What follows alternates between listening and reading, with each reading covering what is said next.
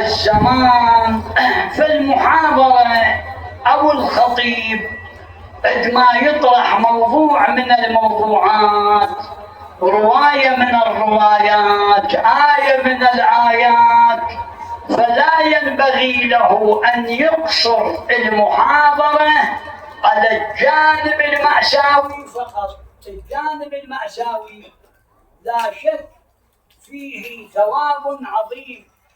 الجانب المأساوي الإنسان عندما أو الخطيب عندما يتكلم عن مصيبة أهل البيت عليهم السلام والمصائب التي مرت عليهم، أكيد أنه الجانب المأساوي له أهمية كبيرة، ولكن إلى الجانب المأساوي القضايا المهمة. فالآية تقول: فطرة الله التي فطر الناس عليها. فلرب سائل يسأل يقول: ما هي الأسباب اللي تتأثر بها الفطرة؟ أول شيء الفطرة تلاحظ على مستوى المولود الذي يولد، يعني لولا الفطرة لماتت كثير من المخلوقات، كثير من الموجودات.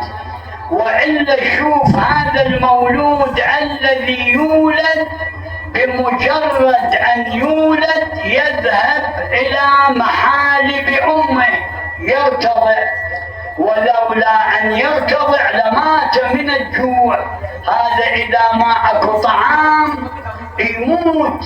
من الذي فطره على أنه بمجرد أن يولد يرتضع؟ فهاي الفطرة كأنما الله أودعها في هذا المولود. بعد تجي إلى هذه النملة الصغيرة. هاي النملة الصغيرة عندما تخرج وتأتي بحبة الشعير، تأتي بحبة القمح، هاي الحبة عندما تدخل بيتها تجعلها نصفين، تقسمها قسمين. ولكن عندما تأتي إلى حبة الكزبرة تقسمها إلى 4 أقسام. ليش؟ لأن تدرك هذه النملة هاي الحبة إذا تهيأت إلها الظروف تنبت. فتلاحظ من اللي علم النملة؟ الله فطرها، انطاها عقل غريزي. فالفطرة تتأثر ب3 أسباب. السبب الأول الأبوين، السبب الثاني الوراثة، السبب الثالث البيئة اللي يعيش بها الإنسان. نجي إلى السبب الأول. الآن أنت عندما تذهب إلى الهند تشوف أكثر من 400 إله، 400 آلهة. شنو السبب اللي يخلي هذا المولود الصغير عندما يولد وبعد ما ينشأ ويكون شبابا مثلا يعبد الشمس، يعبد القمر، يعبد إله من دون الله؟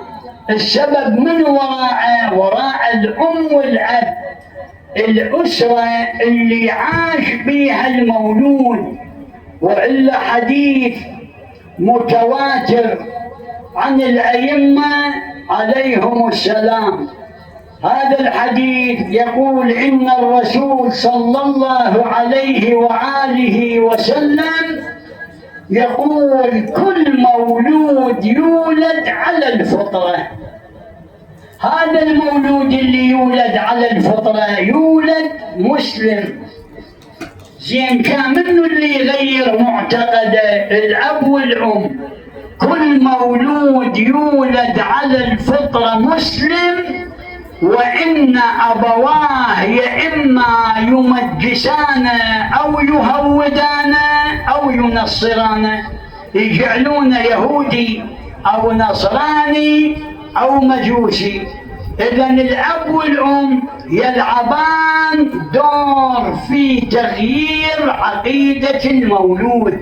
ولذا ورد عندنا وعن أهل البيت عليهم السلام، يقول الإمام السجاد عليه السلام: من حق الولد على أبويه، أو من حق الولد على أبيه أن يحسن تسميته، يسميه تسمية تليق بمقامه كإنسان، أن يحسن تسميته ويحسن تربيته، وأن يعلمه القرآن.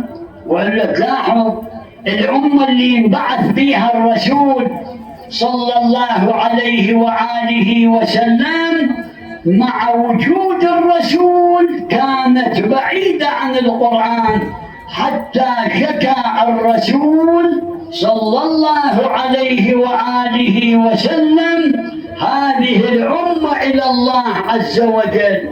وقال الرسول: يا رب إن قوم اتخذوا هذا القرآن مهجورا، هجروا القرآن مع وجود الرسول صلى الله عليه وآله وسلم. ما بالك بعد استشهاده: وما محمد إلا رسول قد خلت من قبله الرسل أفإن مات أو قتل. الرسول مات مسموما، مات شهيدا. فتلاحظ أنه أول سبب، أول عامل، أول منشأ من المناشئ يتأثر به المولود وفطرة المولود هي الأب، هما الأب والأم. كل مولود يولد على الفطرة مسلم، وإن أبواه إما يمجسان يهودان ينصران. بعد السبب الثاني الوراثة تلعب دور فعال.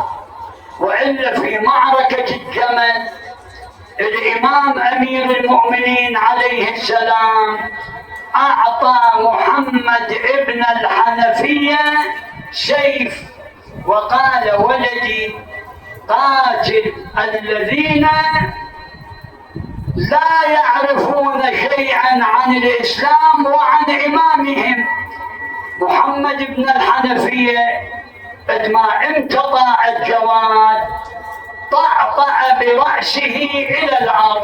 قال الإمام أمير المؤمنين، قال: اطعن بها طعن أبيك تحمدي، لا خير في الحرب إذا لم توقدي. قال: يا محمد أصابك عرق من أخوالك. فتلاحظ أنه خشي على محمد بن الحنفية أن يقتل. إذا يريد يقاتل ينبغي له أن يرفع رأسه. فالوراثة تلعب دور فعال في لون العيون، في قصر اليدين، طول اليدين، الطول، القصور. أبعدنا الله وإياكم عن الأمراض الفتاكة. في بعض الأحيان الإنسان يولد وهو مريضا. منين انتقل هذا المرض؟ انتقل عن طريق لو الأم لو الأب، جاء عن طريق الوراثة، عن طريق الجينات، عن طريق الكروموسومات. فالوراثة تلعب دور فعال في تغيير عقيدة الإنسان. إذا وجد هذا الإنسان أيضا أولئك الذين يلعبون دور فعال في تغيير عقيدته. وإلا هاي بيش يذكرنا عامل الوراثة. عامل الوراثة يوم من الأيام أمير المؤمنين عليه السلام جالس، جابوا له امرأة ويا هاي المرأة صبي. هذا الصبي عمره 7 سنين. ويا مجموعة من الرجال. قال لهم الإمام ما الخبر؟ شنو قضيتكم؟ قالوا له يا أبا الحسن قضيتنا أبونا رجل كبير بالسن وتزوج من هذه امرأة شابة. بعد ما تزوج من هذه الامرأة أنجبت له ولد.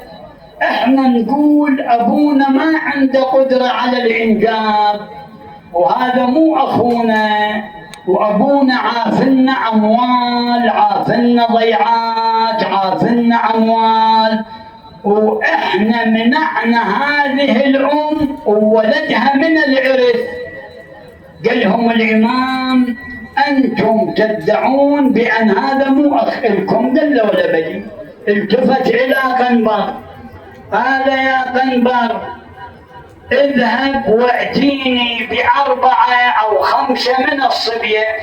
جاب له صبية تتراوح أعمارهم ما بين 5 و6.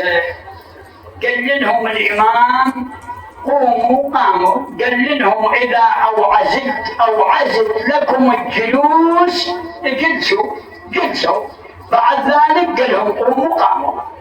هذا اللي ادعوا مو أخوهم ذولا قاموا بسرعة. هو وضع يديه على ركبته وقام ببطء. قال الإمام والله إنه أخوهم، لأن عامل الوراثة لعب دور فعال. هذا أبوهم عندما تزوج أمهم كان كبير بالسن، ورث الضعف عن أبيه.